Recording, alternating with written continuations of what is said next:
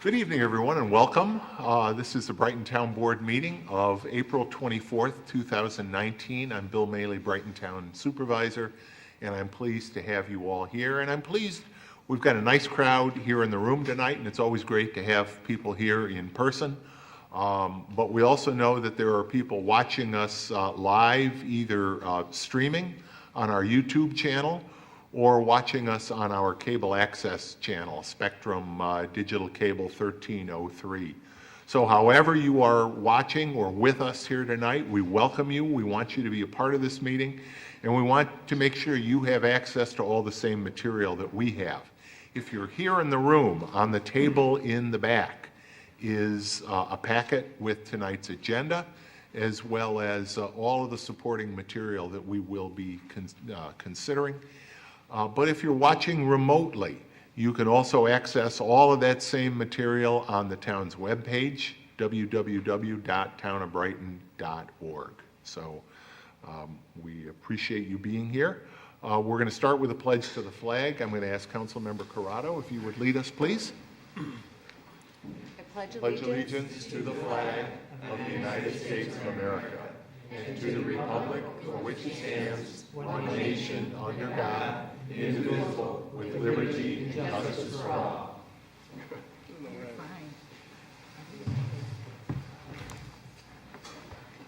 And I also want to welcome our ASL Sign Language interpreters, Susan, whom you see now, and this is her first meeting signing for us, and Tony. We, as many of you know, recently adopted a policy that we will be providing ASL interpreting for all town board meetings, and we're pleased to be able to do that to make ourselves more accessible to the community as a whole. Just a couple of quick announcements. In case of an emergency, if you hear the town hall emergency alarm system go off, and you will know it if you hear it, please exit the auditorium immediately, either through the door to my right. If you go out that door, turn right, go down the stairs, out the back door to Town Hall that's right there, and move away from the building. Or you can use either of the double doors in the back of the auditorium here, go through the lobby, out the main front door of Town Hall, down the stairs, and again, away from the building. Now, as I mentioned, there are folks watching us live on Spectrum Cable Channel 1303. For those of you that are watching us live on Spectrum Cable, if you experience technical difficulties with the audio or the video of this live transmission, please call Spectrum at 756-5000. Again, that is 756-5000. Now, one of the things that the town of Brighton does each year is we have an audit performed of our performance of our financial statements for the preceding year.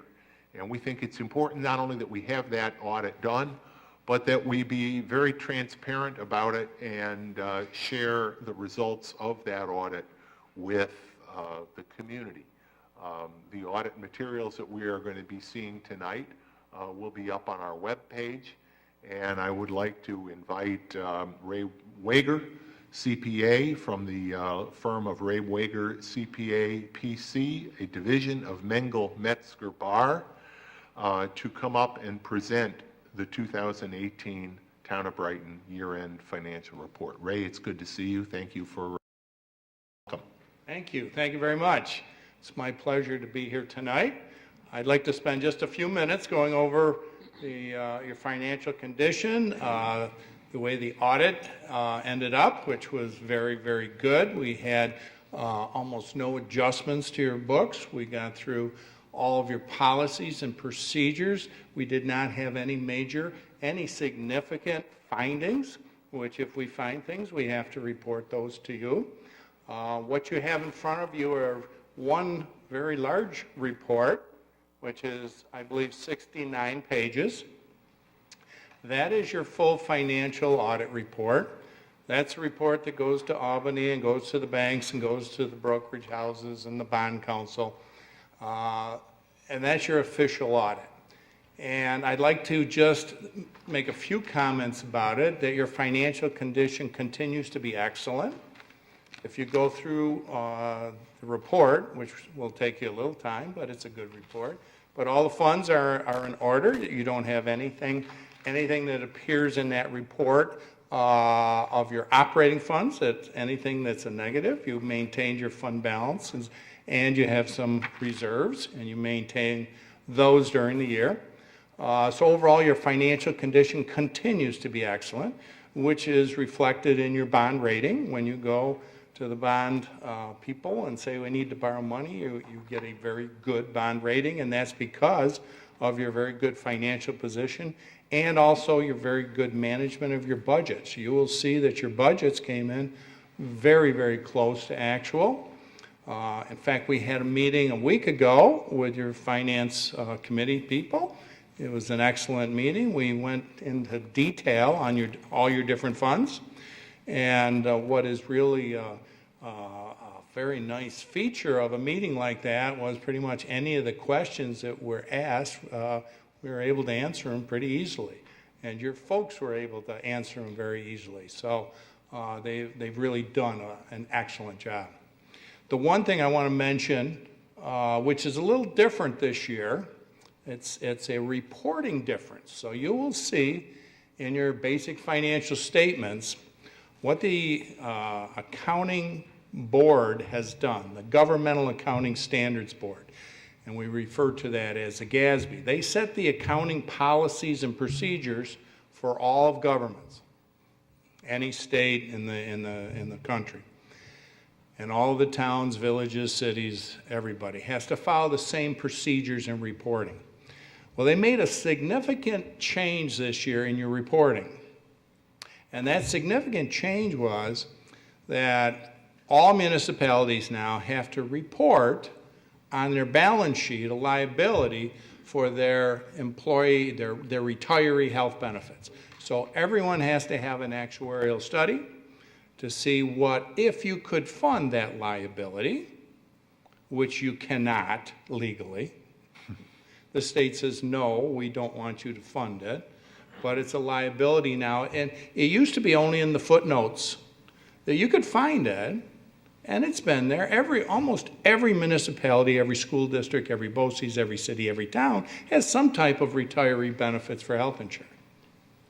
So there's a liability out there in everybody's footnotes until this year. And the accounting profession says, well, we want to see it on the balance sheet, along with all of your other outstanding debt, your serial bonds, your short-term debt, your long-term debt, your fixed assets, your consolidated balance sheet. And I can understand that. Okay. The only thing that it does is that your total equities in all of your other funds aren't high enough to accommodate your liabilities over $20 million. So what happens is that your balance sheet will show a deficit. Okay? Like everybody else is going to be showing a deficit. So, and it will not affect what you're doing on an ongoing basis. It will not affect your budgeting. It will not affect your long-term planning. It's just going to be a reporting item.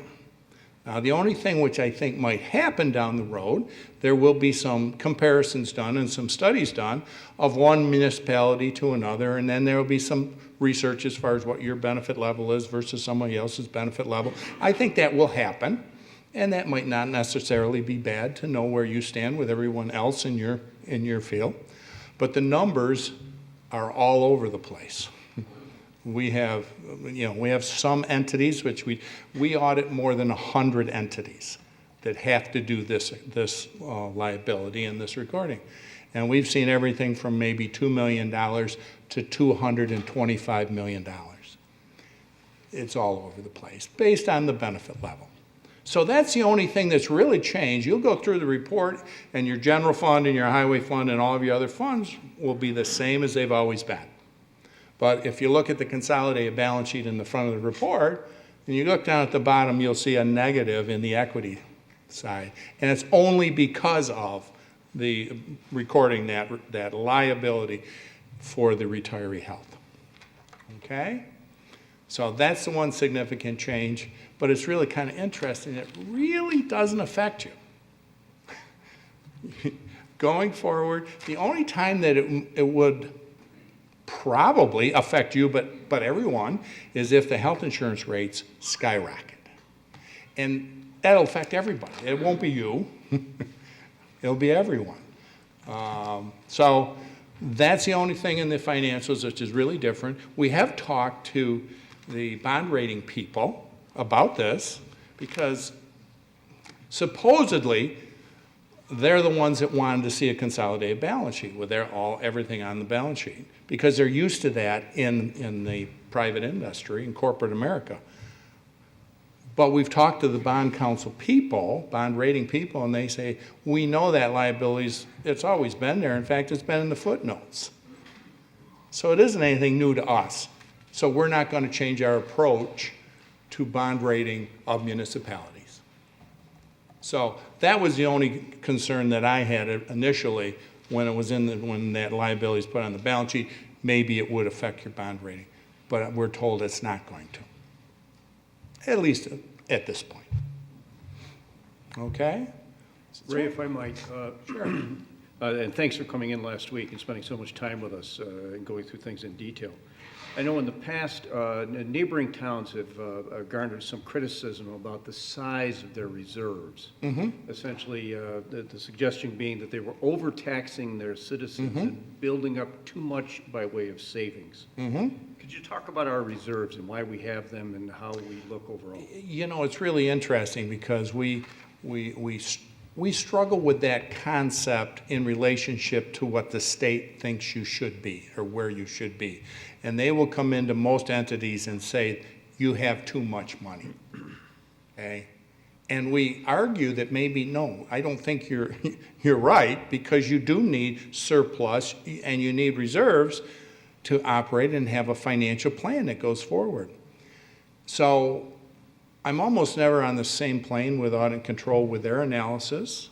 But what you have done, which is better than almost anybody else, is you have a plan. You've set a policy that says this is our intended surplus fund balance, and then the reserves have a specific intent that this is what we need to operate, and that's exactly what you should be doing. It's interesting that the article last week in the paper, Audit and Control criticized somebody for not having enough resources, not having surplus and not having reserves. They didn't have a financial plan. And then the next day they'll criticize somebody for having too much. It's almost impossible to find out where that magic line is. But I think you're about where you belong, you know, and if we have a couple towns that have 40% in fund balance, it's probably too much. But they have it. And then we have some that have almost nothing. So there is no perfect, but I think where you are, you plan, you talk about it, you have a policy, that's what's needed. And that's what audit and control says. Because they'll come into a place and you have, well, why do you have $8 million in a reserve? Well, we wanted to put it somewhere. That's not the answer. That's not the answer that you have. You control your finances probably as good as anybody we deal with.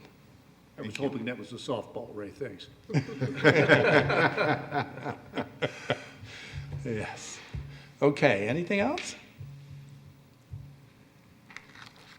Thank you, Ray. I appreciate that. As I mentioned, and as you mentioned, these are long documents, and there are several other documents relating to the Justice Court. There are the town clerk, the receiver of taxes, certain other specific reports that we have requested that you do, and you've done those all. And I do think, Chris, we are fortunate because we have planned ahead, and therefore your question, which would be problematic in some communities, is a softball. It is sort of a Goldilocks, not too hot, not too cold. Mm-hmm. We've put together a plan. We've put together targets not only for overall reserves, but for reserves for different purposes, recognizing that some areas like highway work is inherently subject to uncertainty and fluctuation from, among other things, weather. So we provide for a higher target there than we might in some of our other funds, like the library, which is much more predictable. So that's certainly one of the things that audit and control wants to see, and we do that. And I think the other thing that allows us to plan that audit and control wants us to do, and that we do, is our capital improvement plan. And each year, as really the first part of our budget process, and our Director of Finance, Paula Parker, and I do want to acknowledge the great work that Paula, that you do, and Suzanne Zaso in the Finance Department also does, because you really are the ones with the day-to-day responsibility for the budget and analysis of where we're at financially, and you do that work well, and I know you work hand in glove with Ray's audit team when they come in. But the fact that we do a 3-year capital improvement plan rolling out each year so that we're able to do the kind of analysis that we do to identify potential larger capital expenditures, identify funding plans for them. And I think apropos of what we're going to be talking about in just a moment, one of the things we also do is identify ways that we can implement that capital plan in a way that is as sustainable as possible. And with the work from our Sustainability Oversight Committee, which also reviews that capital improvement plan, we have been able to identify in a number of areas ways to improve the energy efficiency, reduce our carbon usage, and those are all important for our community's future. So thank you for the 2 thumbs up report tonight, Ray, and thank you for the work that you and your whole team have done again this year. Very good. Thank you. Thank you. And again, those materials, if they aren't already, will be up on the town's webpage in the very, very near future, tomorrow.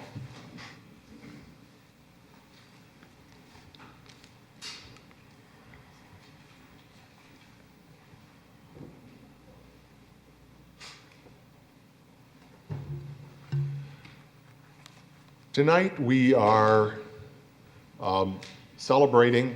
This has been a big week. As you see behind me, we were recognized as a climate smart community by the state of New York, the only town in Monroe County to be so recognized. We celebrated Earth Day on Monday, and on Friday we're going to be celebrating Arbor Day. And I want to call George Smith up, and also some student members of the Lorax Club from Brighton High School. If you know your Dr. Seuss, you will understand the significance of the name, the Lorax Club. And we're going to hear a little bit more about them tonight. But we have an Arbor Day proclamation, but more importantly, we have a lot more than just a piece of paper. We have some students here working with their teacher, George, and community members that are going to be out this weekend planting trees, I think tomorrow at the high school campus, and on Saturday out in Buckland Park, all to celebrate Arbor Day. Brighton has been a Tree City USA for 17 years. You may have seen the sign over the years in the lobby. That's important to us. That Tree City USA designation comes from the Arbor Day Foundation, and it's only appropriate then that we issue this proclamation in honor of Arbor Day. So let me read it for you. Whereas in 1872, this is not something new, 1872, J. Sterling Morton of the Nebraska Board of Agriculture launched the first Arbor Day and added more than 1 million trees to the prairie landscape. Whereas this tradition has spread across the nation and the world, underscoring the importance of trees in our ecosystem and inspiring people to plant and care for trees in the midst of a deforestation crisis. Whereas trees contribute significantly to reducing carbon levels and soil erosion, filtering water for cleaner streams and rivers, providing habitat for wildlife, producing oxygen, and providing a renewable resource for paper, fuel, and other wood products. Whereas the town of Brighton furthers the ideals of Arbor Day by supporting our Tree Council and Conservation Board in the thoughtful management of our trees and emphasis on landscaping with native plants. Whereas this evening we honor the contributions of George Smith, Conservation Board member, Brighton High School science teacher, and Lorax Club advisor, and the Lorax Club itself and the student members of the Lorax Club for their continued dedication to environmental conservation and commitment to planting this year 300 trees and shrubs in Brighton in celebration of Arbor Day. Whereas in Brighton we are deeply committed to the value of Arbor Day and its eco-friendly mission to increase our tree population, knowing that urban trees increase property values, enhance the economic vitality of business areas, decrease heating and cooling costs, and beautify our community. Now therefore be it proclaimed that I, William W. Maley, Brighton Town Supervisor, and the members of the Town Council do hereby declare April 26, 2019 as Arbor Day in the town of Brighton and ask our residents to plant a tree for a healthier and cleaner tomorrow. And it's signed this 24th day of April 2019 by myself and by my colleagues on the town board. And George, I want to present this to you and to the members of the Lorax Club.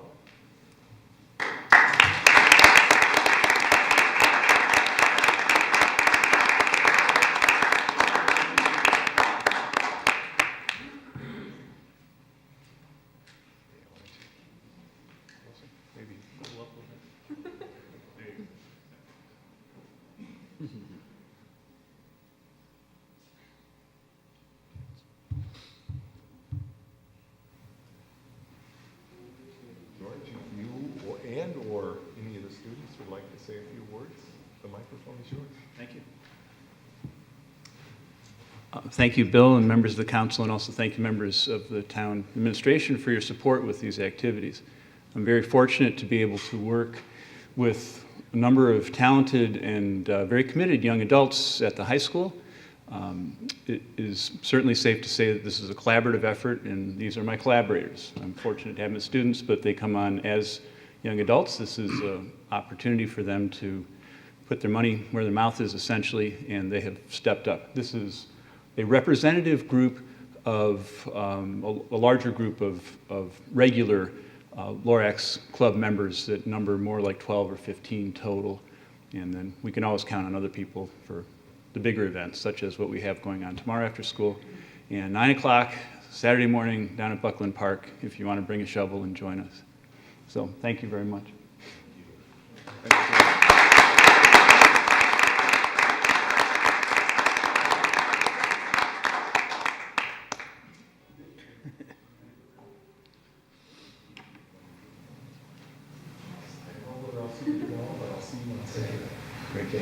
I'll send you the names as well.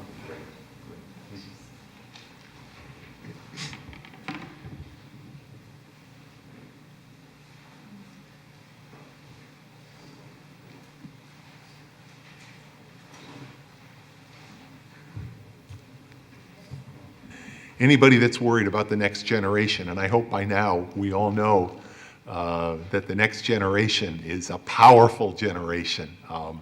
You know, seeing these students and you know, the work that they and so many others do, it gives you a great feeling. So stay encouraged, everybody. Okay, we will now proceed with the open forum portion of our meeting. And at every town board meeting, we start, or come close to starting anyway, with our open forum, which is an opportunity for folks to come in, speak to the board, ask questions, give your own thoughts. I would note that if you are here to speak at our public hearing this evening, we do have a public hearing on the proposed waterfowl amendments local law. And if you're here to speak on that matter and would like your comments included in the record of the hearing, and I would certainly encourage you to do that, please wait until we call that hearing. We'll be doing so shortly. But if there is anyone here, well, let me just mention again, because there are people watching remotely, and if you are watching remotely and you have comments that you would like to call in during the open forum, you can do so at 303-3060. That's 303-3060. If you do that, your message, your comments will be passed on to me. And if you are deaf or hard of hearing, we have a TTY line. That's 784-5205. Again, 784-5205 for our TTY line. And if you are deaf or hard of hearing, you can call in with your question or comment there. And in any event, we look forward to hearing from you with whatever your questions or comments may be. I would again note that if you're here for the local law public hearing on the waterfowl law, to just wait until we call that public hearing to order. So is there anyone that would like to address the board during the open forum? Looks like we're going to hear some more people during the waterfowl law public hearing, and that's good. Okay. Hearing that there is no one, we will move on with our agenda. And Bill, I move that we approve the agenda. thank you, Chris. Can I have a second? Second, Robin. Any discussion? Dan, please call the roll. Councilmember DeBonzio, Councilmember Werner. Aye. Councilmember Wilt. Aye. Councilmember Corrado. Aye. Supervisor Manley. Aye. And that gets us to the public hearing. We have one public hearing tonight on the proposed waterfowl amendments local law. Dan, has the necessary legal notice been provided in this matter? Yes, Supervisor. Notice was published in the April 18th edition of the Brighton Pittsburgh Post. Thank you very much. Notice having been given, I hereby declare this public hearing on the proposed waterfowl amendments local law to be open. And I will, sort of the same way we were going to do in the open forum, if you would like to comment, please raise your hand. I will call on people. If you would please come to the forum, so that come to the podium, so that folks at home can hear you. But the public hearing on this proposed local law is now open. Would anybody like to address the board during this public hearing? Supervisor, would you care for a brief Let's do explanation that. Thank you. prior to the Thank you. comments Good. from the public? Thanks. Ken, would you like to? Sure. So the current town code regulates the feeding of waterfowl under Chapter 40 of the town code.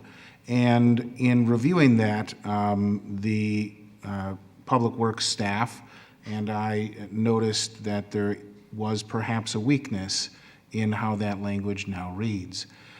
The language now reads that no waterfowl, and that's defined as any wild or domestic aquatic bird, including but not limited to ducks, geese, and swan, may not be fed on public property at all, but may be fed on private property with the owner's permission. And that's led to a problem.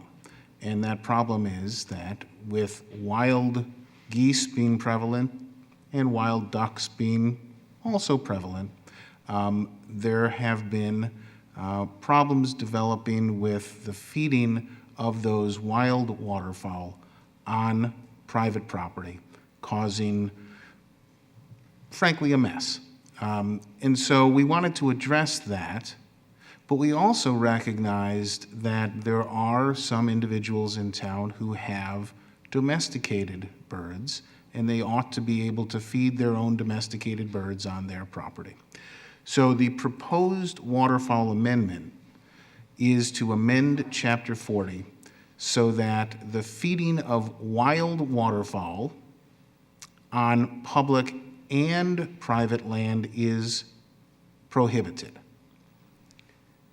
And it does not address the feeding of domesticated birds or waterfowl on private property, so that would be allowed under these amendments, as it is currently allowed with owner's permission. So that's what the amendments are. It is to eliminate the feeding of any wild waterfowl on public or private land throughout the town of Brighton. Thanks, Ken. I think it's important to note, too, that there are, it's one of the reasons we've restricted feeding wild waterfowl is it's not healthy for them either.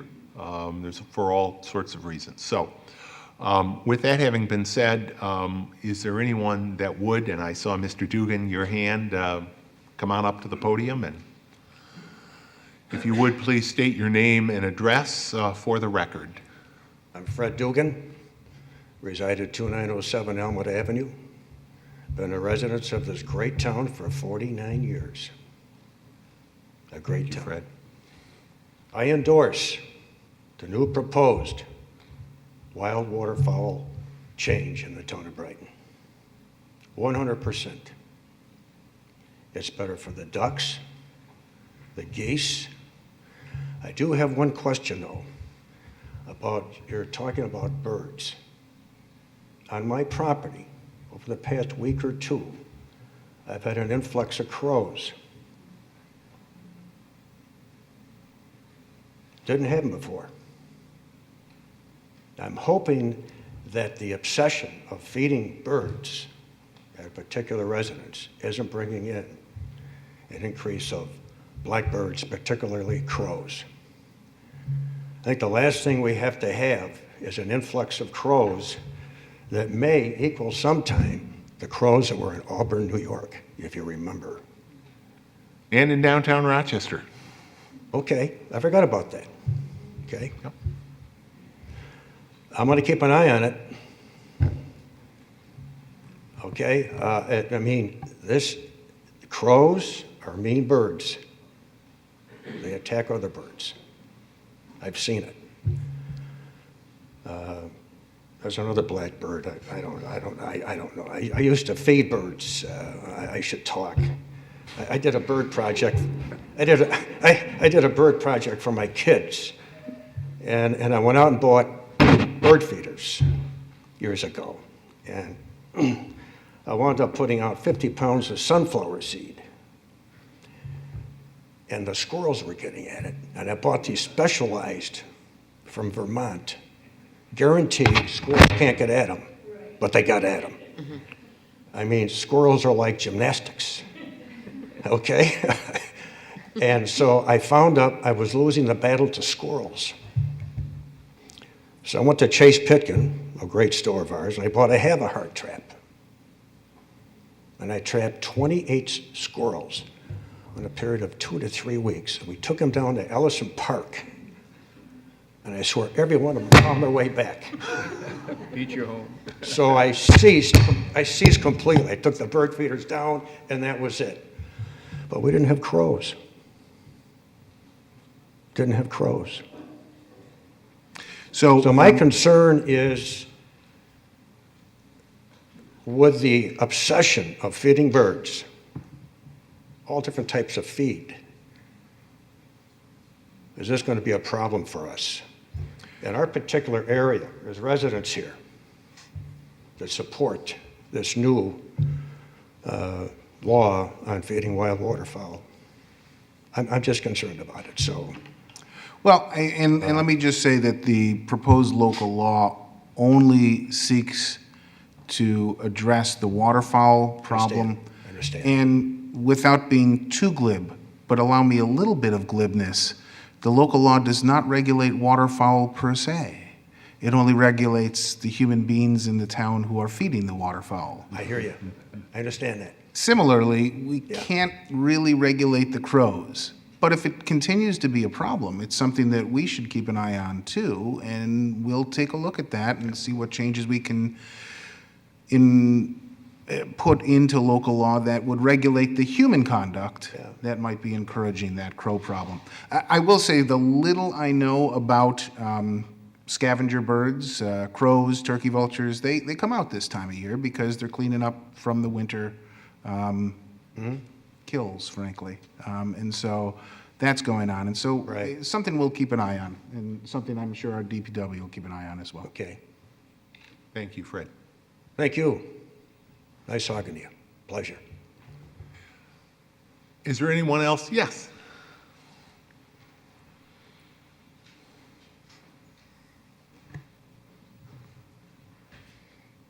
Hello, my name is Nicole Jenny. I'm at 2899 Elmwood Avenue.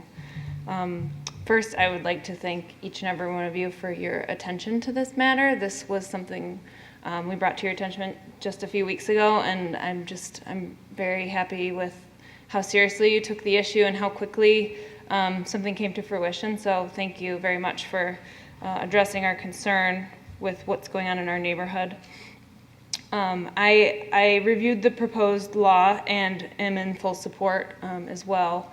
Like Fred and some of my other neighbors, I do have just a couple additional concerns and just some talking points. Maybe you can help me understand how this will be regulated.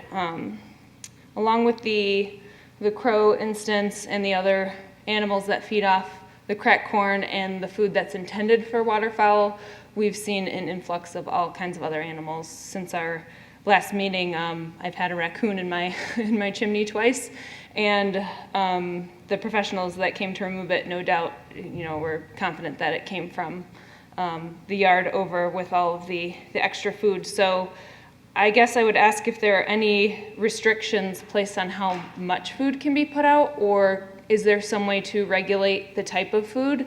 In this particular situation, I think the cracked corn is the large problem.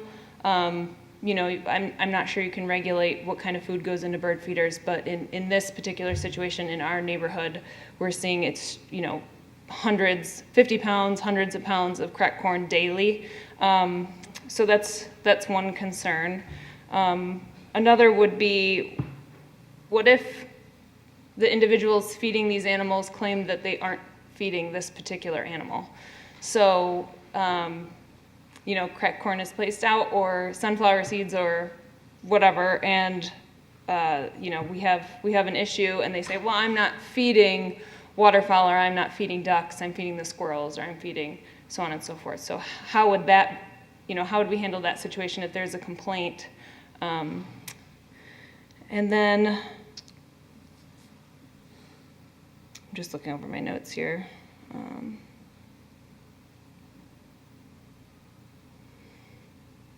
Let me, while you're doing that, let me just quickly, address, we do live, as we all know, in wildlife habitat, and there will be animals, deer, fox, raccoons, you name it. That's part of the community we live in, and for the most part of those animals, and we live in a pretty harmonious way. Your second question, frankly, what would happen is what you're asking, and we have traditionally had a policy where we generally will reach out to someone who we believe is violating the town code with what we call a good neighbor letter. Mm-hmm. We don't always use that, but in most cases, particularly where there's reason to believe that the person may not even know that a certain action violates the code, we'll give them some notice. Or we can start directly with a violation of the code, mm-hmm. sending that person notice that they are in violation of our town code. And in that case, one of two things can happen. They can fix the violation. They can cease doing whatever it is. Or if that doesn't happen, they are brought to town court. And in town court, we would introduce evidence showing the violation. And without speculating as to how it might proceed in any given case, we would demonstrate that what was going on was feeding of waterfowl in violation of the code. Yes, someone might seek to introduce, a defense of some kind or another, and then the judge would make a decision. Okay. So to that point, per our last meeting, with some of the traffic concerns we had on the street, I understood that in order to follow up with that, the police officers had to witness that Correct. instance themselves. Yep. So what would count then as evidence for this situation? Ken? Sure. So if you look at the proposed local law, it does not prohibit feeding of wild waterfowl. What it prohibits is the provision of feed for wild waterfowl. Okay. That's a difference that's important. So if somebody scatters feed, which includes corn and other products, on their property, then they are providing the feed. Whether it's their intention to feed or not, doesn't matter. Okay. We don't have to read their mind. The judge doesn't have to read their mind. We can just take a picture of the feed out on the property and the wild birds gathered there, and that's our evidence for court. Okay. Thank you. I wanted to be very clear on that point. Okay. And I don't think I have any other concerns. Did anybody else want to? If I think of anything else, I'll All come right. back. Well, again, thank you for coming into prior meetings, and thank you for coming here tonight. Thank you, and thank you for your attention. Thanks. And I know we were provided with, video and other information. I don't know whether that's officially part of the record of this hearing, but I don't think it is. okay. But certainly, we've had the opportunity, we've heard you, we've listened at, other meetings, and we'll listen to what we hear from you all tonight. So, is there anyone else that would like to address the board concerning? Yes, sir, come on up.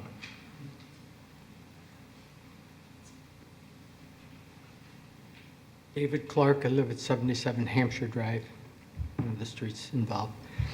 I just wanted to say that, you're trying to solve this problem, by regulating the waterfowl. But I think the main thing lies with the human beings involved, okay? And the one lady who does the feeding of the animals, or birds, she also dominates the corner of the street where Hampshire Drive meets Elmwood Avenue. And if you've ever gone through 5 o'clock traffic in that area, it's pretty jammed heading east at that time of day. Okay, or anyway, the thing is, I come home at that time, and I've come through, waited and waited until somebody would give me a break, and then when somebody finally succumbs and lets me go through, what would happen is I would be hit from the side of the street with a beam of light in my eyes, okay? Well, someone has a powerful flashlight, hit me right in the eyes, and I swerved in reaction to that because I was driving right at the light, okay? Even though it was up on the, above the curb. And when I tried to swerve and go, my lights exposed on 2 different occasions a swarm of ducks on the roadside, or in the road bed, I mean, okay? literally a swarm of them. I couldn't even begin to tell you because it was dark. But I drove very slowly down. I live about halfway down the street. But that's happened to me twice, okay? And that's what I'm here tonight for, is to do something about that, about it from that angle. If she could bring them all in her yard and keep them in there and keep them out of sight, I don't think anybody would be complaining about it. But I saw a lot of them. And she, number two, is you wonder how they get there? She calls them. She has callers. I don't know how she does it, whether it's a handheld thing or what. But she actually calls them. And then she tries to help you go through the swarm of ducks when they're there. That isn't the case every night. I'm just talking about a certain number of days of the year, and it was downright scary to me. I don't know if you can imagine what happened, but to be turning in front of all these people who just won't give you a break, and then you get free. You want to step on the gas, and she hits me with this beam of light. If I could, I just want to say a couple things. First, I want to make it very clear, this law is not directed at any one person. This is a law that affects the feeding, human feeding, obviously, as Ken said, providing food, whether on public or on private property, but it is not directed solely at one person. Now, some of what you're describing, particularly the traffic-related issues,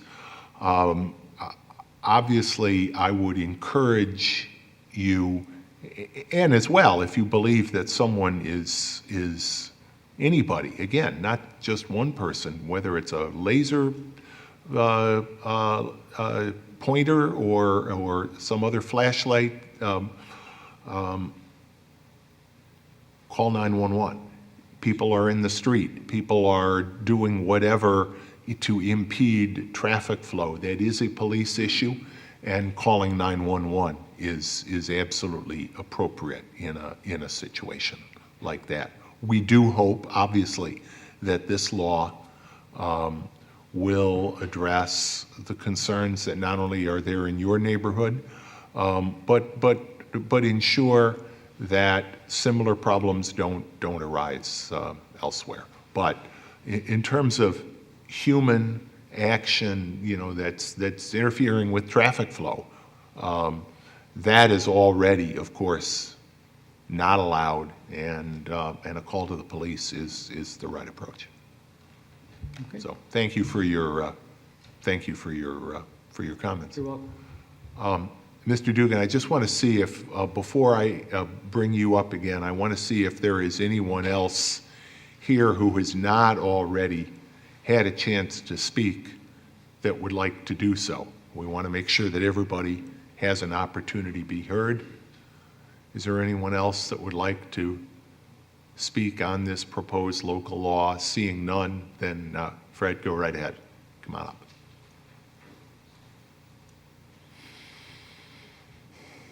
And if you would, again, just state your name and address for the record. Fred Dugan, 2907 Elmwood Avenue, been a resident of Brighton for 49 years.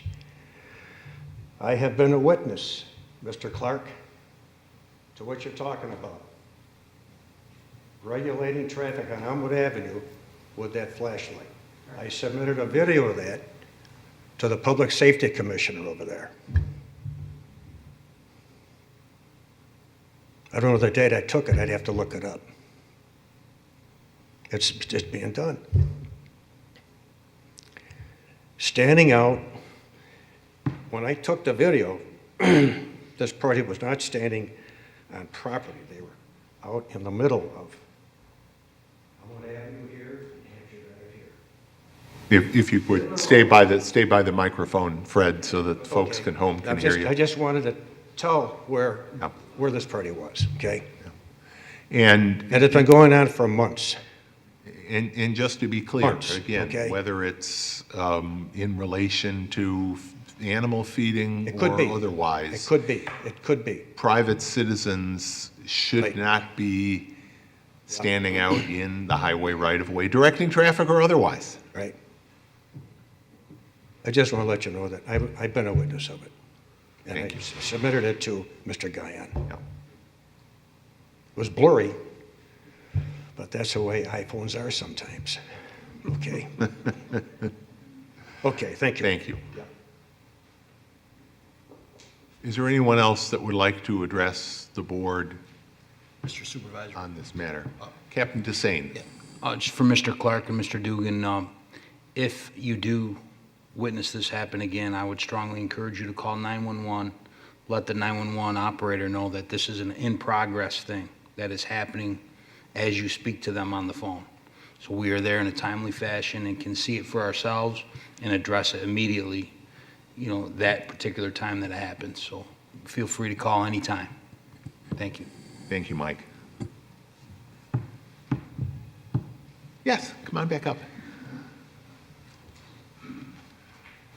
Nicole Jenny, 2899 Elmwood Avenue. I did have one question. Sure. If this were to be voted on this evening and passed, when does it go into effect? The local law, which this is, becomes effective, I think in this case, we say the sooner of two things, and I'll let Ken describe exactly what the law says.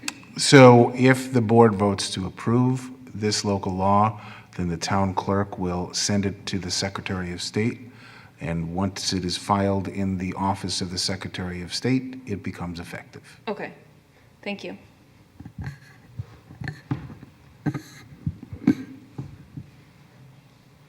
Any other comments? Here, sure, come on up.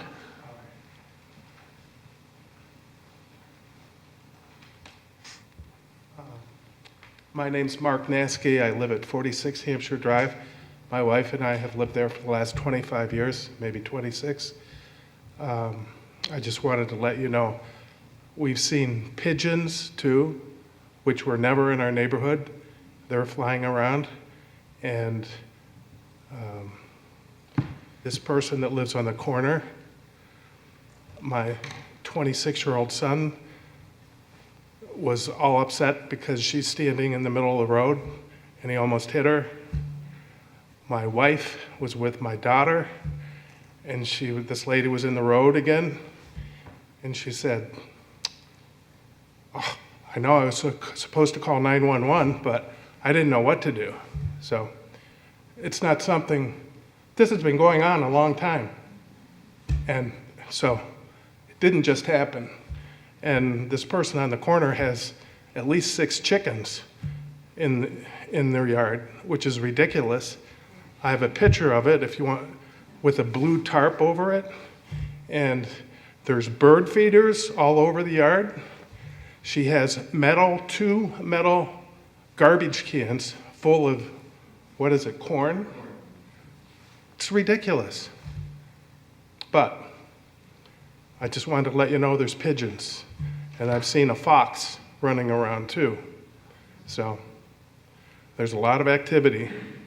And you'd have to have blinders on not to see it. And you'd have to have blinders on not to see her in the middle of the road. It's been going on a long time.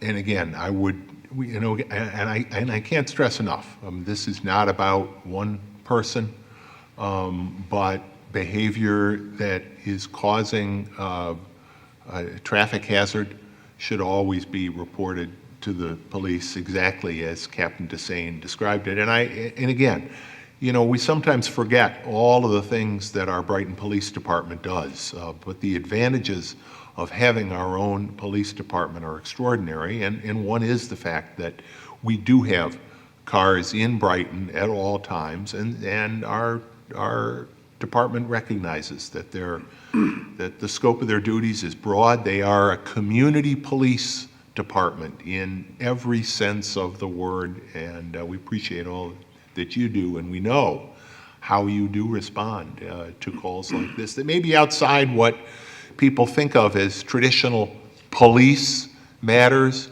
But as we all know in Brighton, having the Brighton Police Department is a quality of life matter, and the presence of the Brighton Police Department and the excellent work that they do and their responsiveness adds immensely to our quality of life.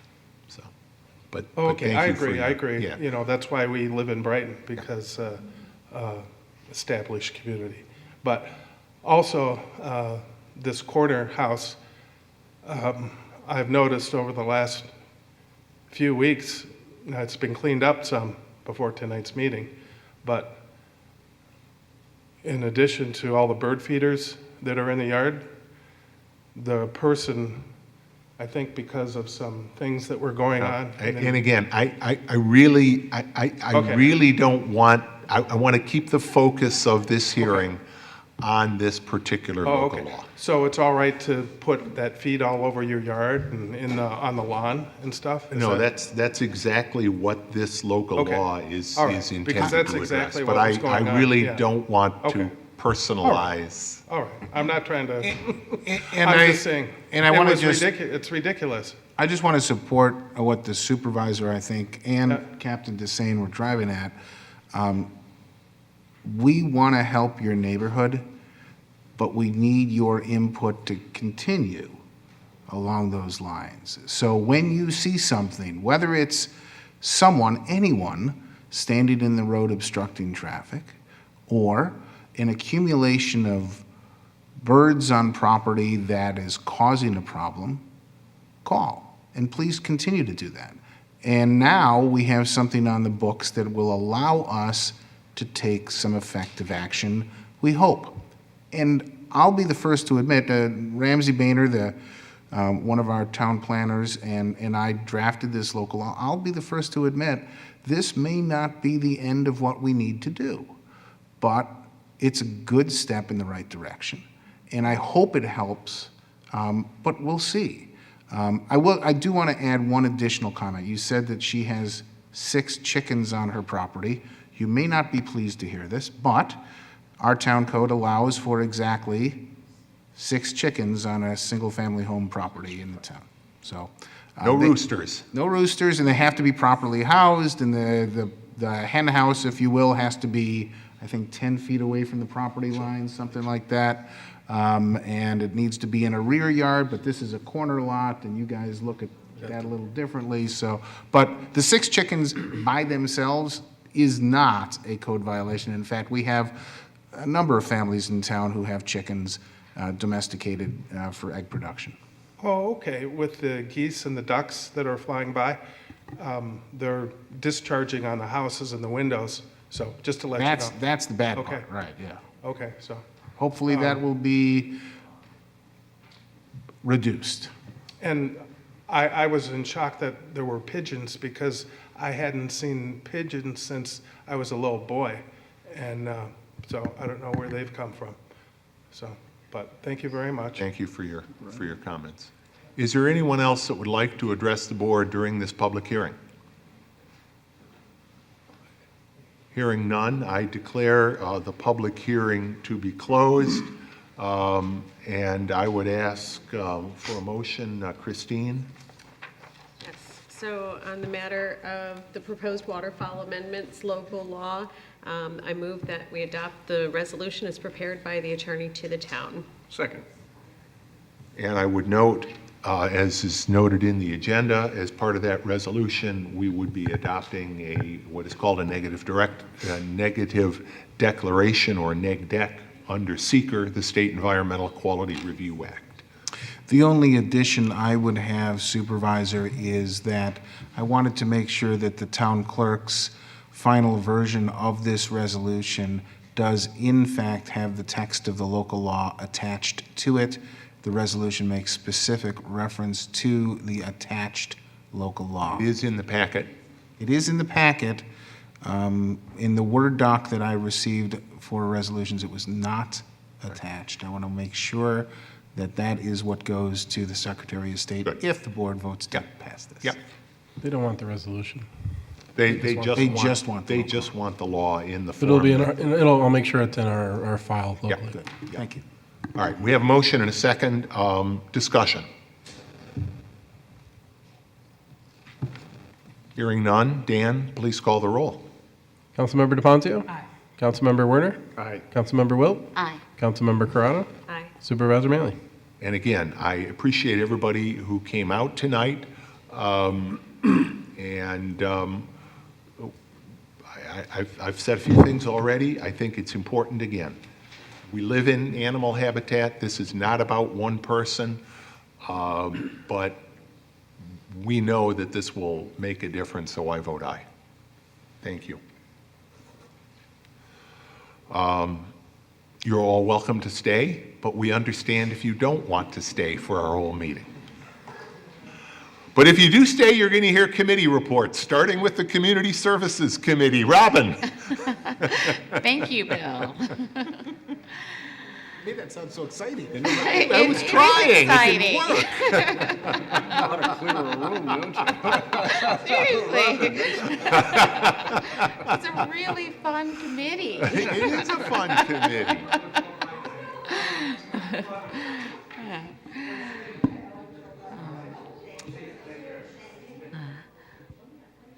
Okay. Community Services. So the Community Services Committee met last on April 17th at 9:30 a.m. at the Brookside School. Among the items we discussed was an April 9, 2019 communication from Michelle Denver regarding excessive noise and quality of life. Michelle presented a demonstration of the lawn cleanup noise nuisance that she and her neighborhood are experiencing, as well as 13 signatures in favor of excluding riding lawn mowers on smaller lawns and limits for daily usage of riding lawn mowers until after 10 a.m. In the particular instance of this neighborhood, code enforcement had previously reached out to the contractor involved, and he has pushed back his start times in an attempt to accommodate the neighbor requests, but dissatisfaction does remain. I would note that in the past, the town has considered decibel-based restrictions for noise, but ordinary operation of lawn and garden equipment is not strictly prohibited under town code. We very much want to avoid any sort of law enforcement conundrum. And so enforcement on noise nuisances currently tends to be only in cases of extraordinary usage versus the normal usage scenarios like lawn maintenance. In the past, decibel meters are something that the Brighton Police Department has been willing to acquire in support of code enforcement should the town implement some sort of decibel limit to its noise ordinance. What we took as an action item is to consult with our town attorney and to benchmark neighboring town codes in terms of law and equipment restrictions, carbon emissions restrictions, that is something like two-stroke engines, and noise restrictions based on decibel levels. Among other items that we discussed were park issues. In the absence of Matt Beeman, our park superintendent, we discussed that spring grooming of parks, fields, and facilities is in process. Grants are also being pursued for playground improvements as some of our equipment is showing wear and tear. And the new trail fencing is in place over at Corbett's Glen, and we will be keeping an eye on Corbett's Glen usage and erosion issues throughout the peak season. We also discussed recreation programs in the absence of Becky Cotter, our Director of Recreation. We discussed that residents should be in receipt of their summer programming brochures. Registration for Brighton residents for Brighton Recreation Summer Camp programs only began on Tuesday, April 22nd. Registration for Brighton residents for all other summer programming begins next Tuesday, April 30th. Registration for non-residents for all programs begins on Tuesday, May 14th. And ensuring the adequacy of facilities continues to be an area of discussion, and options are being considered for future recreation sites and associated potential partnerships and funding in that regard. We briefly discussed the winter farm market. As you may recall, the project has been revamped to make better use of the funds that we currently have. In particular, Monroe County DOT suggested reorienting the entrance point of the parcel to be opposite Avalon Drive. Site work for phase 1 is currently being conducted by town staff. Once the new design is finalized for phase 2, it will go back out to the public for input, so we do not anticipate that site infrastructure upgrades will occur in this calendar year. Based on the need to revise the site work plan, there may be renumbering of phases. For instance, for the next phase, we may swap in building work that was anticipated for later phases instead of site work. We also had an update on our Inclusion, Diversity, and Equity Advisory Committee.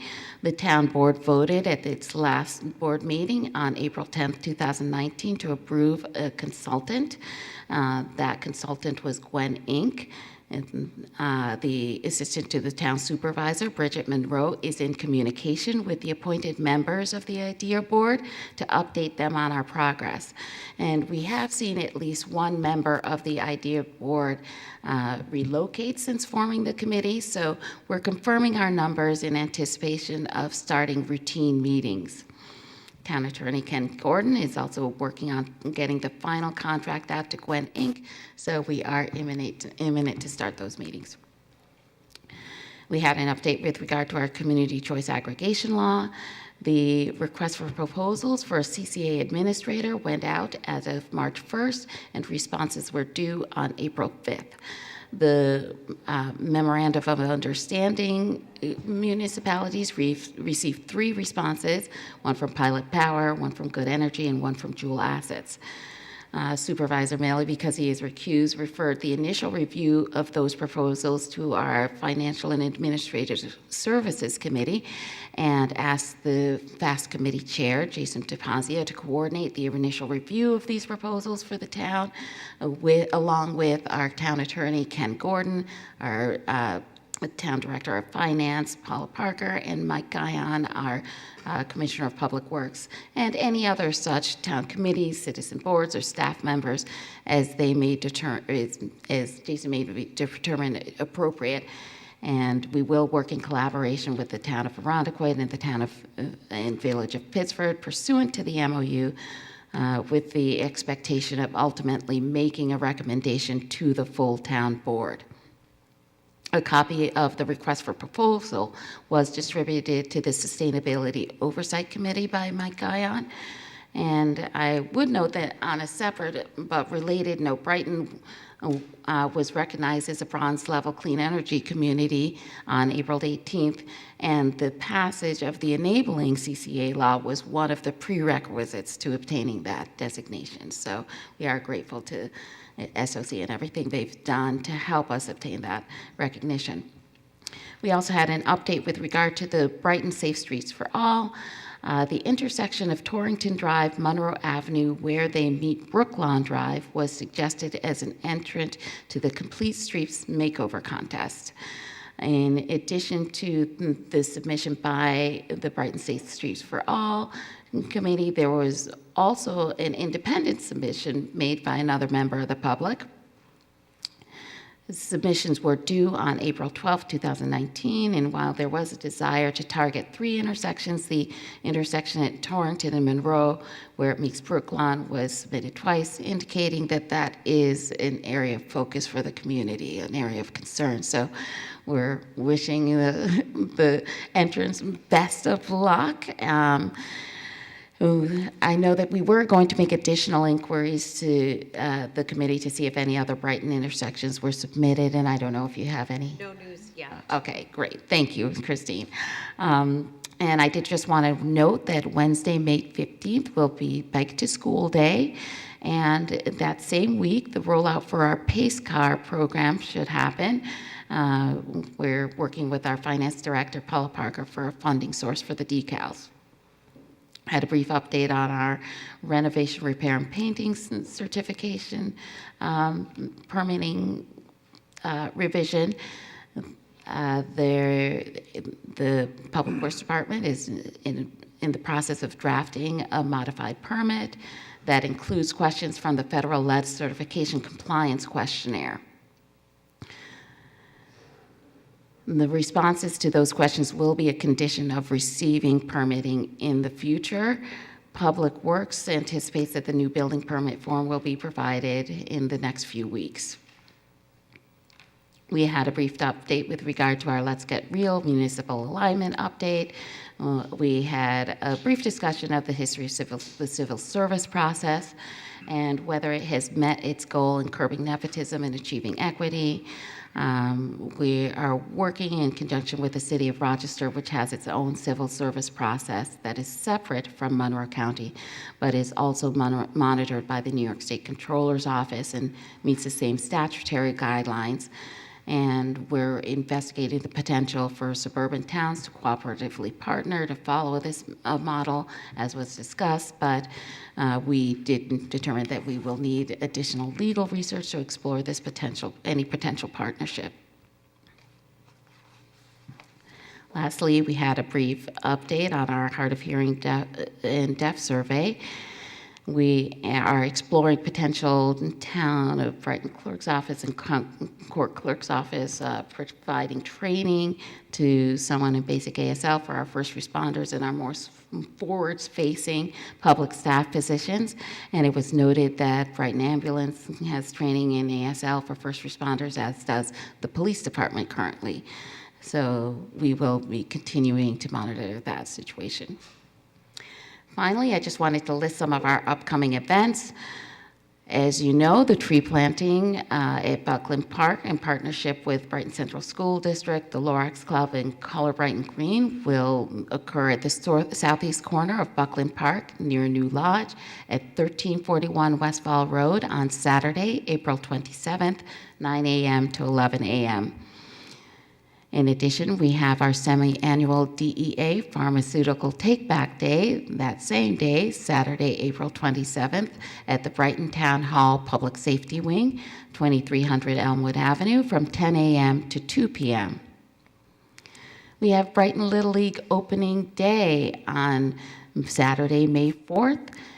We will start the parade at the Brighton Town Hall Complex here, 2300 Elmwood Avenue, at 10 a.m. Our Brighton Annual Clean Sweep for 2019 will occur on Saturday, May 11th from 9 a.m. to 2 p.m. And we'll start here at Town Hall at 2300 Elmwood Avenue. Finally, our semi-annual electronics recycling and document shredding event, and I've been getting a lot of calls with regard to this, and so it's highly anticipated. It will be on Saturday, May 18th from 9 a.m. to 12 p.m. at the Brighton Highway Department, 1941 Elmwood Avenue. That concludes my report. The next meeting of the Community Services Committee will be on Wednesday, May 15th, 2019 at 9:30 a.m. at the Brookside School. As always, members of the public are invited to attend. Thanks. Thank you, Robin. Jason, Finance Administrative Services. Yes, the Finance and Administrative Services Committee met last Tuesday, April 16th. The lion's share of the meeting was spent with our auditors from Ray Wager and Company, discussing the audit that was presented here tonight. And the remaining items that were discussed at that meeting will be presented on tonight's agenda.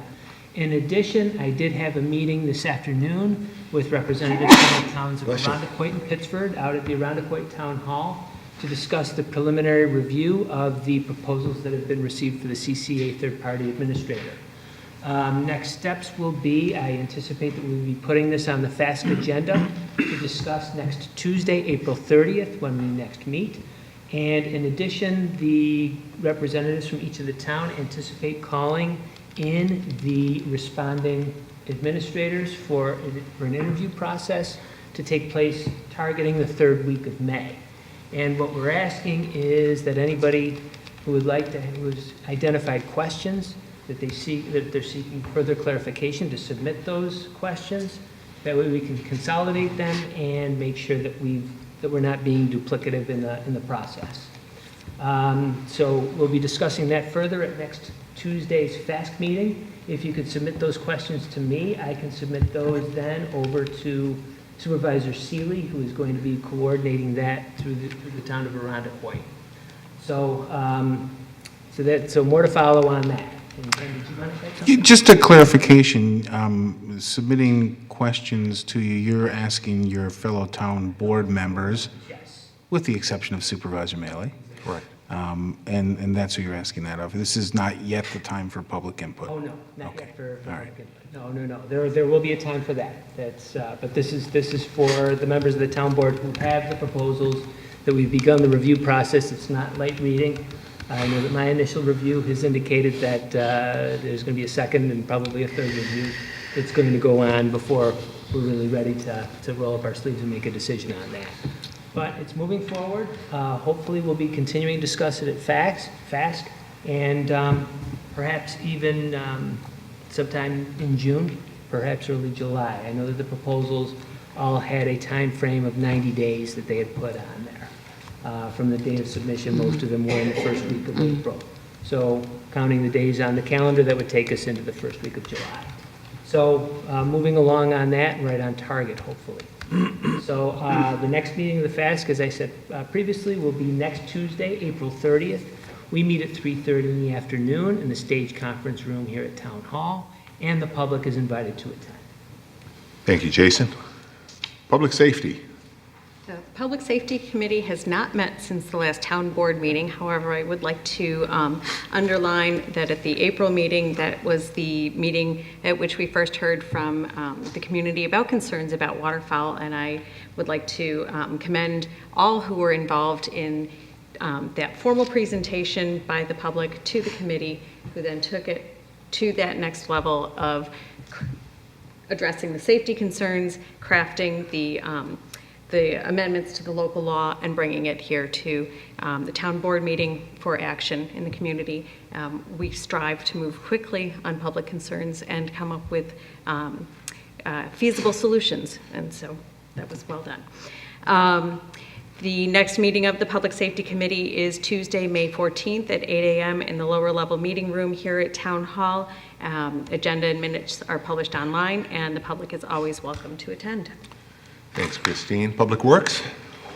Bill, I reported on our last Public Works meeting at our last town board meeting, and the next monthly meeting of the Public Works Committee will be May 7th at 9 o'clock in the downstairs meeting room. Thanks very much. Moving on to old business, Jason. Yes, reading and approval of claims. Earlier this Oh, evening- no, there's one before. That's new business. There's the item of old business relating to the... Rare item of old. I'm so used to Snuck one in on you. Yeah. Okay, the next matter, to set a public hearing for May 8th, 2019, to consider expenditure of $16,000 from the Brighton Consolidated Sewer District Equipment Reserve Account for purchase by the Brighton Consolidated Sewer District of a repair dig trailer as pursuant to New York State Town Law, Section 202-B. I move we adopt the resolution as prepared by the attorney to the town. Second. Ken, do you want to discuss Why- this briefly? Sure. This might seem familiar. Because at our last town board meeting, you took action to set a public hearing to transfer the money from this account into a equipment purchase account, and then it would be subject to, that transfer subject to a public hearing, and it was unclear whether there would have to be yet a second public hearing. And so I called upon our bond counsel, Patrick Malgeri, at the Harris Beach office, consulted with him. Finance Director Paula Parker and I had a good conversation as well. And what we concluded was that we don't need to transfer the money at all. It is an equipment reserve fund that was set up for the specific purchase of equipment by the Consolidated Sewer District, and that's what we're proposing that we do. So we've revised the advice a little bit, revised the resolution so that this resolution would set a public hearing to consider spending the money directly out of that reserve fund, which is reserved for equipment purchases by the Brighton Consolidated Sewer District. You will hold a public hearing. If you are satisfied with what you've heard and think that this is a good idea and vote in favor of spending that money, that decision will be subject to a period of permissive referendum, at the expiration of which then the money can be spent if no referendum is petitioned for. Thanks, Ken. And the amount in question is $16,000. There you go. All right. Any further discussion on that matter?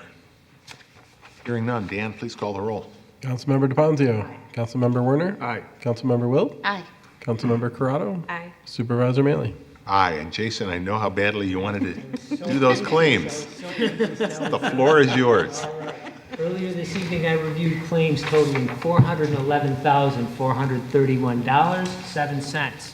Notable claims include to Bartlett Tree Experts in the amount of $22,522.50 for the rental of a bucket truck with operator included. That was for 165 hours for the months of January, February, and March this year. Also to BLM Construction Company in the amount of $99,691.80 for the third payment for the renovation of the Winter Farmers Market Barn. Also to the Depository Trust Company in the amount of $15,247.47 for the interest on our 2018 Parkland purchase bond. And finally, to Fisher Associates in the amount of $27,359.76 for design services for the Highland Trail crossing. The claims all appear to be in order, and I move that they be approved. Second. I would just note one of those items that you mentioned. You talked about the tree work. We talked very proudly earlier about our role as a Tree City USA. There are a number of things that we have to do. One of them is A, spend money, but B is to, demonstrate that we are managing our tree canopy. And sometimes, unfortunately, part of that is removing trees that are not, that are diseased or are at, posing a risk to us. We always try to replant and, keep the canopy, refreshed. But yes, being a Tree City USA is not always just about planting trees. Sometimes it's managing what we have. So we have a motion and a second on those claims. Any further discussion? Hearing none. Dan, please call the roll. Councilmember DePonzio. Aye. Councilmember Werner. Aye. Councilmember Wilt. Aye. Councilmember Corrado. Aye. Supervisor Maley. Aye. Christine. On the matter of declaring police department vehicles and equipment as surplus to be disposed of through municipal auction, I move that we adopt the resolution before us. Second. Discussion on that. Pretty self-explanatory, the material you have in your packet. Hearing none. Dan, please call the roll. Councilmember DePonzio. Aye. Councilmember Werner. Aye. Councilmember Wilt. Aye. Councilmember Corrado. Aye. Supervisor Maley. Aye. Jason. Yes, the next matter seeks to amend the deposit and investment policy to add New York Liquid Asset Fund as a permitted investment and authorize the supervisor to execute any related documents necessary for such deposits and investments. I move we adopt the resolution as prepared by the attorney to the town. Second. This gives Paula Parker, our finance director, one more option. Town attorney has reviewed the materials. Certainly at this point, it gives us the opportunity to capture higher interest rates while still being consistent with our investment policy for very, very, very safe investments. The markets, move in different ways, and sometimes different safe investments for whatever reason have better yields than others. But right now, we see this as a good opportunity to enhance our yield with good liquidity. So thank you for identifying that, Paula, and we look forward to making a little more money. We have that motion and second. Further discussion? Hearing none. Dan, please call the roll. Councilmember DePonzio. Aye. Councilmember Werner. Aye. Councilmember Wilt. Aye. Councilmember Corrado. Aye. Supervisor Maley. Aye. Robin. On the next matter that seeks the appointment of an intermunicipal cooperation official, I move that we adopt the resolution as prepared by the attorney to the town. Second. This is something, the proposed intermunicipal cooperation official, which is a purely volunteer position, by the way. My predecessor, our former town supervisor, Sandy Frankel, serves on the board of NYMIR, the New York Municipal Insurance Reciprocal, which is an insurance reciprocal, which is kind of a term of art, but it's a consortium of municipalities, including counties, cities, towns, villages, some special districts even, all of whom have banded together to be part of this insurance reciprocal that has its roots really in a 20 or so years, 25 years ago plus now, at a time when, for various market reasons, a lot of insurance companies were declining to insure municipalities. They saw us as high risk. And the purpose of NYMIR and the Municipal Insurance Reciprocal was to make sure that towns and other municipalities in New York would always have a source for insurance. So Sandy served on that board while she was supervisor and has continued on that board, but it's important, their bylaws require that to serve on the board, someone hold office with the town. It doesn't have to be an elected office. It doesn't even have to be a paid office. But Sandy continues to serve on the board, does provide us with information about NYMIR programs and liability risk issues. So I'm recommending that we continue on, and Sandy will be standing for another 3-year term on the board at NYMIR's annual meeting next month. So we have that motion and second. Any further discussion? Hearing none, Dan, please call the roll. Councilmember DeFazio? Aye. Councilmember Werner? Aye. Councilmember Wilt? Aye. Councilmember Corrado? Aye. Supervisor O'Malley? Sandy, thank you for your service. Congratulations on serving another term. I vote aye. Matters of the supervisor.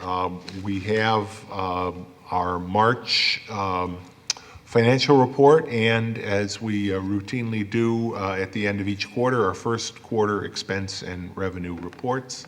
So I will ask our Director of Finance, Paula Parker, to give us a quick overview. Very finance-heavy meeting tonight. Okay, I'll try not to let y'all glaze over. I'm going to review the 2019 budget, just to remind everybody where we're at. We adopted a budget for the Highway, Library, General, and Debt Service funds. It was $25,798,095. So just under $26 million in appropriations. We funded that with just under $15 million, or 58%, in tax levy. We used $1.3 million, or 5%, which was appropriated fund balance and reserve balances. And the remainder was $9.5 million, or 37%, was other revenues. Of the revenues, that $9.5 million, half of that is consisting of our sales tax at $4.2 million and our mortgage tax at just under $900,000. Our sales tax is paid not till May. It's on a quarterly basis. First payment for our calendar year and fiscal year of 2019 won't be hitting until May. Our mortgage tax doesn't come till June, so I have no news to report on those two items. However, the remaining about $4.4 million is composed of our departmental income, intergovernmental charges, state aid, pilots, property tax interest, and interest income. And I'm happy to report we are on budget at 25% through the year. We've collected just about 25% of our revenues. Our interest is running well ahead of schedule, which is good. This fund, liquid asset fund we're going to add will help with that. But we're lagging just a little bit behind where we've been in previous years on revenues. The town's operating expenditures, again, is $25.8 million. $19 million relates to our salaries and fringe benefits for active and retirees. To date, we are within our budget. We are at 25%, as we usually are with salaries. And I like to talk a little bit about overtime because the January, February, and March period can be difficult. Police are well within their budget. They're only at 18.4%. Good job. But our highway spent a little bit over their budget, again, 66% of their overtime budget. However, I did look back at the last couple of years, and we are really close to where we normally would perform at this time of year anyway. So I think we keep an eye on that, and we'll monitor that going forward. So the employee fringe benefits consist of mainly our medical insurance for active and retirees, and the second largest is our, of course, New York State retirement. And both of those items are running right on budget. The retirement is a number that we can actually project quite well, so we usually are on or just below budget, and same thing goes with our medical insurance and dental premiums. And then wages, we're going to come in with our capital expenditures and our contractual expenditures, insurance as terms of liability. And we have spent approximately 18% of our contractual allowances, which is good, well under the 25% benchmark where we are. So we are running very well on that. We've encumbered, in which encumbrances are, we're going to promise to purchase something, we're reserving that money so we don't spend it twice. Very important. We've encumbered just about 40% of those expenses, so we are running well on that. We have spent 40% of our liability insurance and risk management, which actually is running well below budget, considering we're paid now through June. Our insurance program ends in June. So again, running at 40% is we're doing well on that. We have spent or encumbered $348,000 for capital and equipment outlays. So of that, we've only actually spent about 10%. The other piece is encumbered for large pieces of equipment, other items in our 200 level accounts in that classification. So again, right on target with that. And in our utility budget, we've gone a little bit over. We're at 28% versus 25%, so I'll be monitoring that going forward as well. Debt service, of course, is always dead on because we can absolutely project and plan our debt payments to the penny. And they make up about 3.8% of our total expenditures, which is not a lot. So in conclusion, our first quarter is usually running well. We are going to be watching everything, and hopefully I'm going to be reporting next time that we are above target on our sales tax, on our interest earnings, and we will keep an eye on everything. If there's any negative signs, we'll be able to react quickly to do anything, make any changes to our budget as necessary. Thanks very much, Paul. All that good news, I can't imagine why everybody left, but in any event, thank you. Can I have a motion, please, to receive and file that first quarter expense and revenue report? So moved. Second. Comments, questions? None. Dan, please call the roll. Councilmember DeFazio. Aye. Councilmember Werner. Aye. Councilmember Wilt. Aye. Councilmember Corrado. Aye. Supervisor Mealy. Aye. A couple other things I want to note. Our highway department crews have been at lawn and garden debris pickup now for a couple of weeks. And their first run through is always a tough one. All of that winter stuff that people are getting out, exacerbated by, we did have some pretty good wind events that brought some more branches and stuff down than we would like to see. Obviously, as we remind people all the time, if you have small amounts, please containerize them. They'll get picked up quicker. They'll keep the neighborhood looking a little bit neater. Do not, whether you containerize or otherwise, please don't put lawn and garden debris in the street. For all the reasons, and we remind people of this, and yet when I go around town, I see it. It makes the neighborhood look worse, but it also poses safety risks for drivers, Not all that different, by the way, than what we were talking about earlier. Think of that pile in the street. We were talking about people standing in the street. Well, a pile of debris in the street has pretty much the same effect, particularly if a car comes around the corner and all of a sudden there are debris right there that they have to swerve around. And there might be a bicycle there. There might be a bicycle that's also swerving around those debris. So please, we say this every year, and it really disappoints me. It disturbs me to go around town and see people continuing to put debris, or in the fall, their leaves in the street. Please don't put them in the street. They can also cause drainage issues, backups, water floods out of the street onto your front lawn and sometimes into basements. Please keep lawn and garden debris on the lawn. Either if you have the tree lawn between the street and the sidewalk, in that tree lawn area. If you don't have a sidewalk, keep them on the grass right out front. We will pick that up. We will pick them up quickly enough that there won't be any permanent lawn damage. And we do repair if our equipment causes, we have to use heavy equipment to do the work. It never ceases to amaze me. I'll put out all of that stuff and the folks will come back and I'll come back from work and our crews will have been there, and it's like there's no trace that anything was ever there. They do a magnificent job of cleaning that stuff up. Sometimes that does, usually not, but if there's a little lawn damage, let us know. We'll come back. We'll come back and pick it up. So those are the things to remember. Containerize when you can. Don't put your stuff in the street, and check the map on the town website, townofbrighton.org, to see where we're going to be at. This is a real busy time of year. We talked about overtime, for our highway crews during the winter, and they do that, but they don't get much of a break in the spring.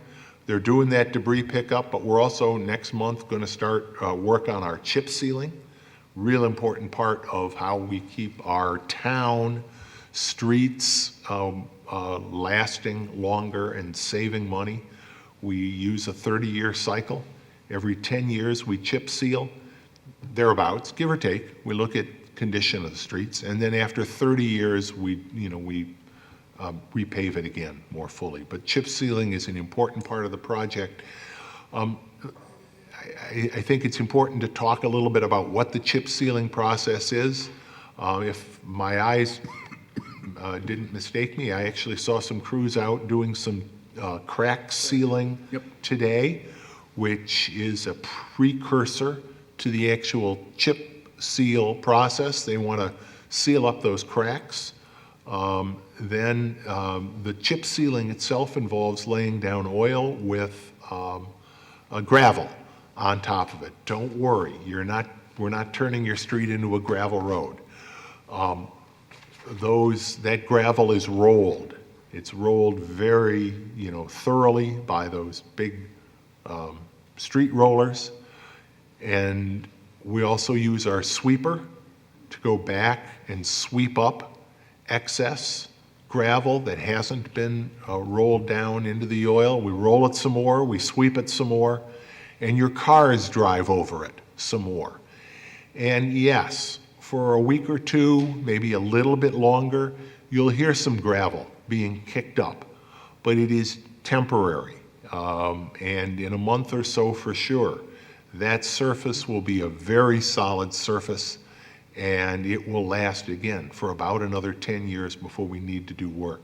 It saves us significant money. It is much cheaper to chip seal than it is to actually lay down new pavement. And it is a very reliable, long life project. So I think, Mike, the map is up on the town's webpage now, showing the streets that are going to be That's correct. The chip map sealed. is under the Public Works Department. You would just go under Public Works Maps, and you can zoom around and find if your street is scheduled for chip seal. And after we do that, then we'll be doing some street paving as well. Are you in a position to talk about what streets are going to be paved, or do you want to just get that up on the web? I'd rather get that up on the web.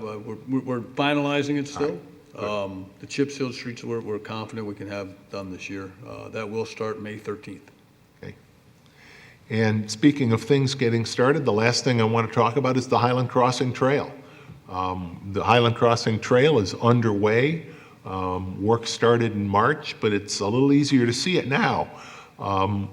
One segment of that trail goes down Sawgrass Drive from Westfall Road and then takes a 90-degree turn into Town Park, where it connects with an existing trail.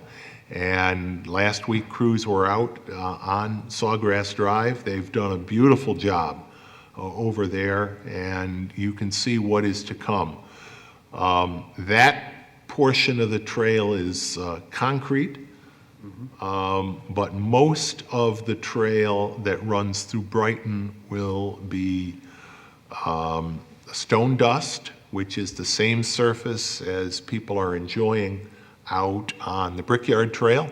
It is an ADA compliant surface. It is a very long-lived surface, rather. And really the main difference you'll see is that this is 10 feet wide rather than 11 feet wide. That's correct. I think that's right, Mike. Yep. But other than that, it's a surface very similar, and as we've talked about in the past, it's a joint town-city of Rochester project. It's another part of what we're doing to be a more sustainable community, building up our trail system, our active transportation system, gives people alternatives. It makes it easier to bike to the U of R, particularly the northern parts of the river campus. It also provides a new route for commuters to get to downtown Rochester by going through Brighton, connecting to the Genesee River Trail, and take that trail right up into downtown Rochester. People will be able to commute. It goes past the Empire State College campus, so students and staff can ride there. And maybe best of all, it's going to be on schedule. We expect to be done this year. Anticipate this year. And most of that is being funded by state grant money. So we're Federal highway. Federal highway money. That's right. So we're very pleased to get that. And thanks, Mike. You've put a lot of work on that. It's sort of like, some new entertainer pops on the scene, and it's like, oh boy, this came out of nowhere. Well, this construction project just sort of came out of nowhere, right? No. Mike has been working, and Mike, your team has been working on the planning, communicating with stakeholders, getting the plans right, making sure the funding was right, making your list, checking it twice, and all of those other good things. And only after a couple of years, several years of that hard planning, now construction is underway, and it's going to be a great addition to our trail system. So it's a good feeling to be under construction. Yeah, I'll bet it is. Good feeling, yep. All right, that's all I have as matters of the supervisor. Matters of the attorney to the town. No, nothing this evening, thank you. Matters of the town clerk. Nothing this evening. Matters of the town board. Mike, and folks, it's very easy to find this map about what's going to be chip sealed. I just went on Town of Brighton website, put in chip seal, and it's the first thing that comes up. Oh, good, So, good. It's right there. And Mike, is this the final, these final streets, or are there still more to be added? That's the final streets for chip seal. Okay, thanks. Christine. Yes, I would like to remind the public that tomorrow night, RTS is holding their Reimagine RTS public hearing. It is the last public hearing hosted by our public transit service. It's at 6 p.m. tomorrow at the Danforth Community Center Auditorium, which is at 200 West Avenue. If you are taking the bus 28 gets you there, and their website will show you how to get from Brighton to the Danforth Community Center Auditorium. ASL interpreting will be available at this forum as well. As I said, this is the last public forum to be held by RTS regarding the planned reconfiguration of transit in our region. And as was noted at the top of tonight's meeting with the Arbor Day resolution and further iterated through your comments about the active transportation, Supervisor Maley, in our town, we are a green community. We're committed to being green. We're committed to supporting sustainability. And among the proposed changes in the RTS plan that impact our community, Brighton is slated to lose convenient direct service to the Med Center and U of R, the region's largest employer, and that has an impact on our ability to be a green and sustainable community. RTS is making it harder for us to live up to this commitment, effectively forcing residents to choose a personal vehicle over greener options like public transit. And I should point out that access to quality public transit is not only a sustainability issue, it's also a mobility equity issue, and it's a quality of life issue, and it's a taxpayer issue. When we don't get effective, easily used public transit, when we're essentially forced to rely on our own private vehicles to get around, we are in effect being taxed twice to support what looks to be an inadequate system as far as RTS is proposing currently. So if you can make that meeting tomorrow evening, 6 o'clock at the Danforth Community Center Auditorium on West Avenue, I urge you to do so. And if you cannot make tomorrow night's forum, RTS will be accepting written comment through May 9th. And all of that information, can be found at reimagine.myrts.com. And hopefully we'll have good turnout from Brighton. If you take a look at the map as the transit system is being reimagined right now, you will note that there is a great big gap in the routing through Brighton, and the mobility zones do not seem to address filling that gap either. Reimagine, it's a word, it makes it sort of sound like a dream. Mm-hmm. This plan is a nightmare. Shame on RTS for even putting a plan like this out on the street. This is, we've talked about Brighton, but they're through the back door privatizing much of what should be public transit.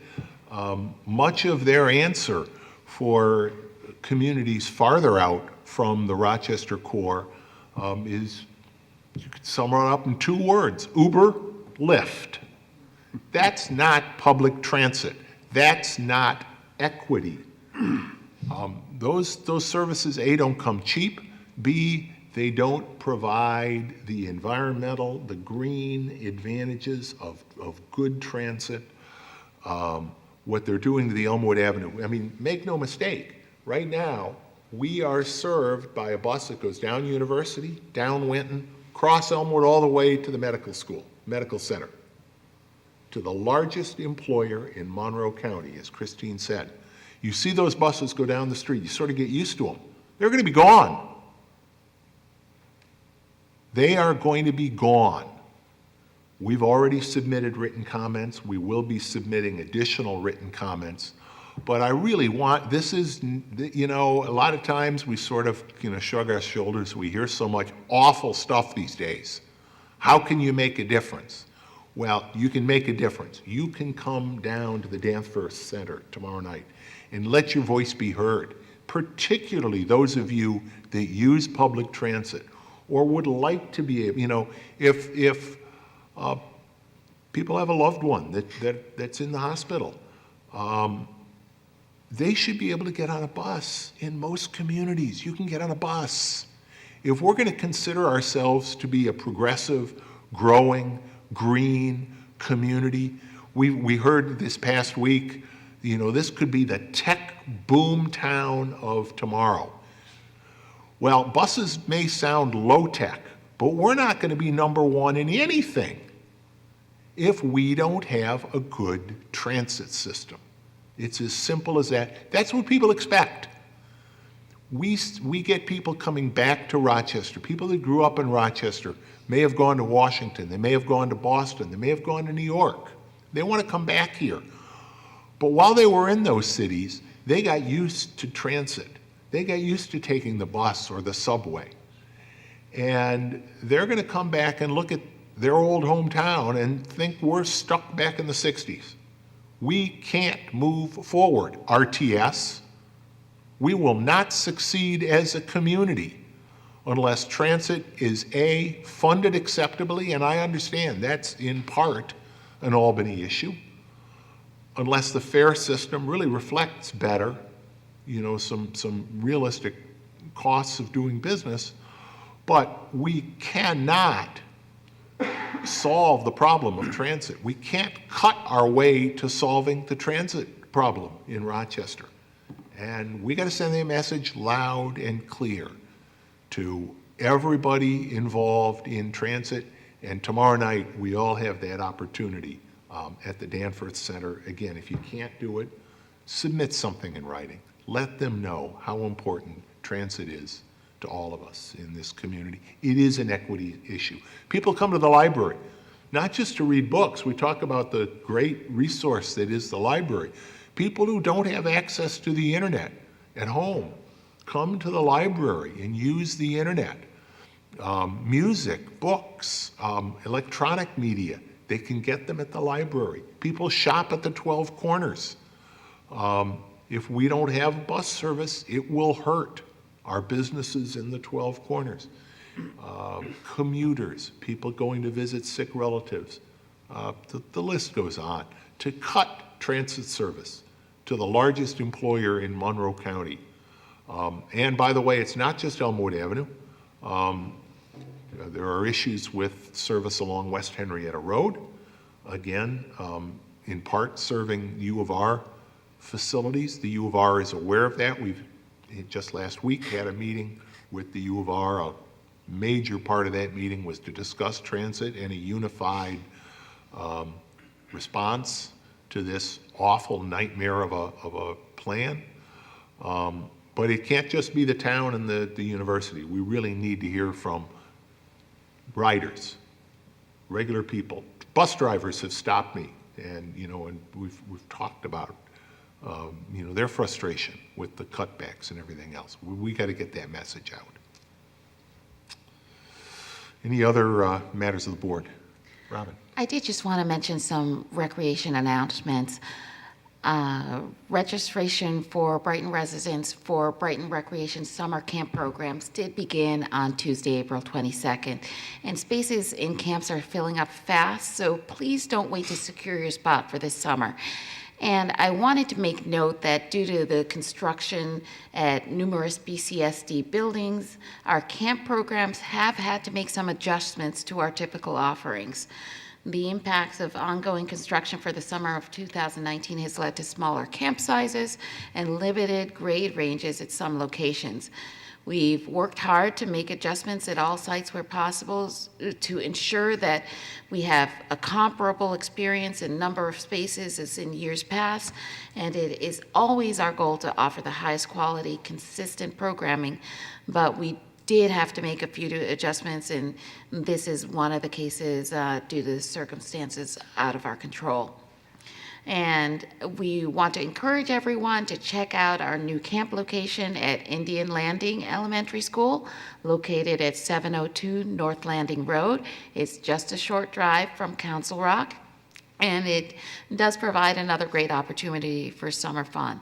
In addition to that, our winter and spring programs are ongoing, even while we're busy with summer registration, and so we'd like to remind people of that. And our Brighton Farmers Market will move back outdoors on Sunday, May 12th. We're looking forward to another great season out at the Brighton High School parking lot. Take your mother to the farmer's market on Mother's Day. That's right, on Mother's Day. We're back outside, so we hope to see you there. In addition to that, I wanted to highlight a few upcoming events. Our Youth Fishing Derby is on Saturday, April 27th. From 9 a.m. to 12 noon at the Brighton Town Park, Carmen Clarke Lodge, and the age range is 5 to 15 for this program, and the cost is $5 per person, and children must be accompanied by an adult. We have family bingo night on Friday, May 3rd from 6 to 7:15 p.m. at the Brookside Recreation Center. Admission is $8 per person. And we will have our traditional Memorial Day event out at the Brighton Veterans Memorial on Monday, May 27th, I'm sorry, at 2 p.m. That is at 1341 Westfall Road. And our bike rodeo, before you know it, will be here on Sunday, June 2nd. That is at 10 a.m. at the Brighton High School flagpole. And that is conducted in conjunction with our wonderful farmers market, but registration is required even though the event is free. So we look forward to seeing you at some of these events, and that concludes my rec program presentation. But I did just want to highlight one other event that was held last Thursday at the Brighton Memorial Library, and that is the Community Uprooting Racism in Brighton screening of The Hate U Give. Despite the fact that we were on spring break, we did have a robust crowd there, and the highlight, of course, was our panel of McQuaid students who spoke to some of the issues that were raised in the film, and it was really a moving film and a moving discussion from some of our students, and the authenticity with which they addressed the issues was really touching. So I Most just of wanted to us acknowledge. were there. Yes. It was the first time I had seen it. I really can't recommend this movie highly enough. Really for families, for adults, even down to the tween age. I mean, it is adapted from a young adult book. Some of the characters, really important characters in the movie are, 10 years old. So these are characters that kids will be able to relate to. The McQuaid students were terrific. We were there until, I know they had to shoo us out because they were closing, but the conversations continued. It was that powerful an event. So I want to thank my colleagues who, all of us that were there. It was a terrific night, and if you didn't get to see it, there's lots of ways to see movies these days. Highly I recommend recommend the it. film. Yeah, Absolutely. yeah, absolutely. Thanks for mentioning that. Bill, if you'd Anything else, Chris? indulge me bet. once more to continue to broadcast the requirement in Brighton for safe storage of your firearms. If you have a firearm, please store it safely. Keep it locked up for the safety of the community, and besides, it's the law. Thanks. Thank you, Chris. If there's nothing more, can I have a motion to adjourn? So moved. Second. Dan, please call the roll. Councilmember DeBonzio? Aye. Councilmember Werner? Aye. Councilmember Wilt? Aye. Councilmember Corrado? Aye. Supervisor Mealy? Aye. We welcome you back here for our next board meeting on May 8th at 7 o'clock. Till then, have a great evening. Thanks, everybody.